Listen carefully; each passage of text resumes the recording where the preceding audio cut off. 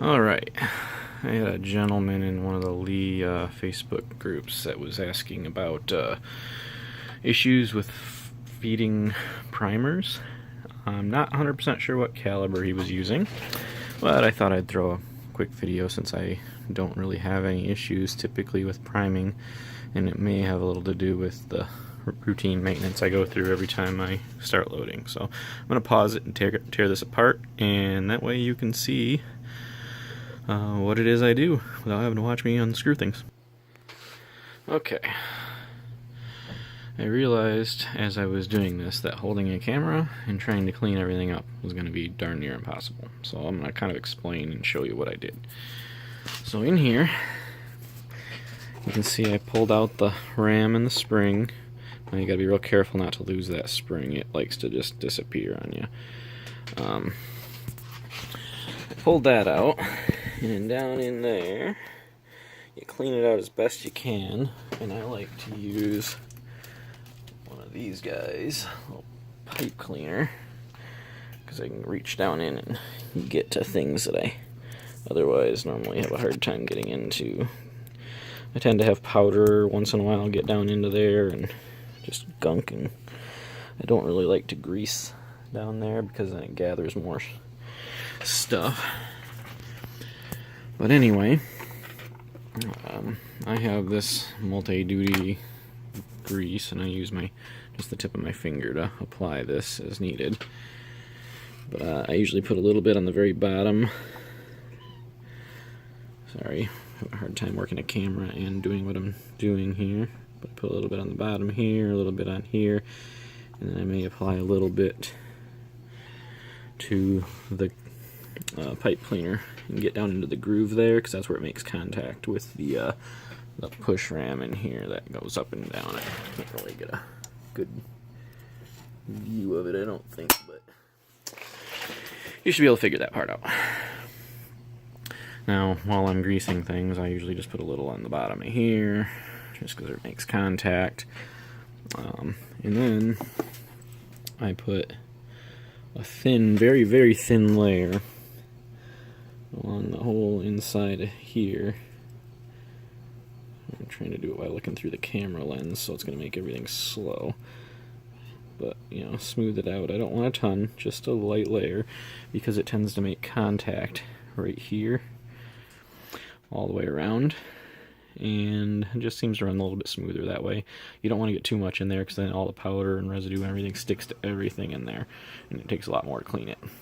And from this view, you can actually see the LED over here that I have installed from my other video, the green LED that lights up the primer pockets if it misses a primer.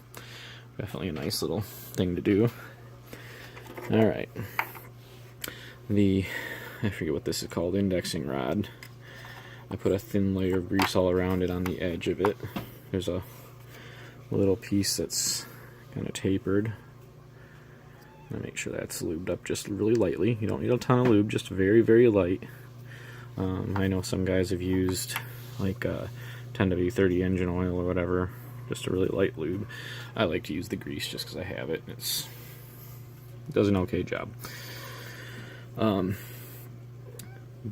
The primer feed tray, or feed, I don't know what they call this, but the chute.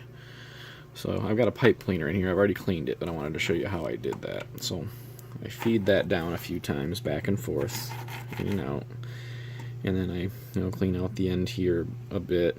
I make sure that this little arm is hooked onto the little gray piece there, because every once in a while I've had it pop off and it wouldn't feed a primer into the system.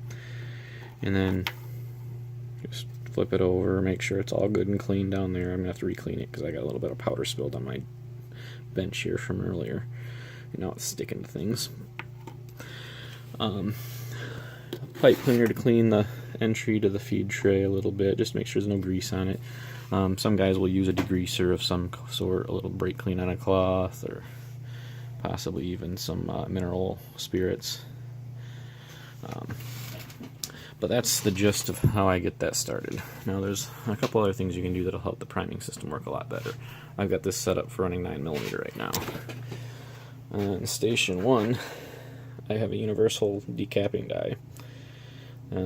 That comes in really handy because then it allows me to do sizing on the priming system at the same time. And by doing that, it centers the case onto the primer a little bit better. You do take the decapping pin off since we're decapping on stage 1, and that makes that run a lot nicer. And of course you got the powder through expander and bullet seeder, and then I have a universal crimping die. Sizing, post-sizing crimping basically. Unnecessary most of the time, but I like it because I have a few friends that I make ammo for, and they have several different 9mm, and it just verifies that it'll go through on all of them. So I'm going to go ahead and put it back together, and I'll see if there's anything more that you might want to see. Okay, there was one thing I did want to show you. I want to see if I can zoom in a little bit and give you a better idea of what I mean here. So this is with the primer slide reattached, and you can see in there the RAM, and if I press on this here, you can see the RAM go up and down smoothly. I always check that before fully reassembling. Once in a while that spring gets caught on something and bent over, so just a quick tip I thought I'd share while I'm still assembling it. I'm going to pause one more time. And it's all back together, mostly. I didn't put some of the unnecessary things for this video back on, but I thought about one more thing that you might be interested to see for an adjustment. So, with the rim, or the handle all the way forward, if you take the shell plate, and if it wiggles at all, I mean it's a little bit, it's probably sufficient for here, but I can take it about halfway up, pull this back just so it clears the edge, and if I believe I loosen it a full turn, I might be going the wrong way. If I am, I'll explain. Go up, down, and index it. Now you'll notice, yep, I did it right. That one adjustment was enough to tighten it up so it doesn't move at all from step to step. Now you gotta be careful because it can start to bind if you get it too tight. So one more, it might start binding up and mess up and prematurely wear the indexing rod that goes through here. But there's zero movement, which means that this is more likely to line up the way it's intended as well. So that's something that I don't know a lot of people know. They may have it in the manual. In all honesty, I watched YouTube videos. I didn't read the manual, so typical guy, I suppose. But that pretty much does it for the priming system setup that I do. Don't forget to push back in your alarms here if you haven't already.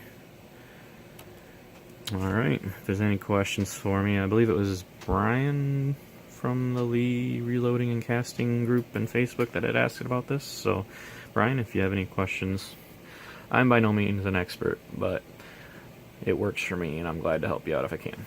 Alright, see ya.